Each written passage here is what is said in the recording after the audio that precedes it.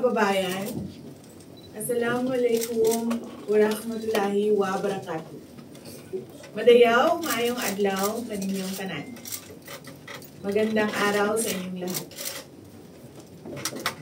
Sa mga nakaraang araw, marami ang humingi ng reaksyon, komento, o damdamin.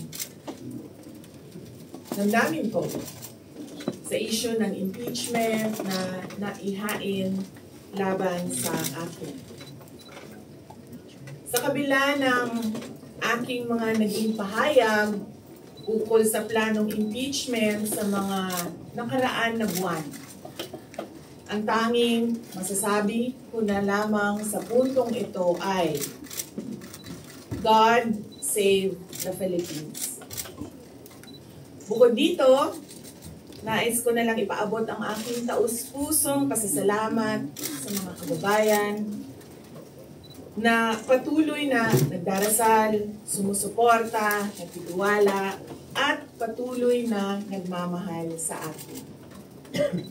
Manalig kayo dahil sa taong bayan ang tagumpay.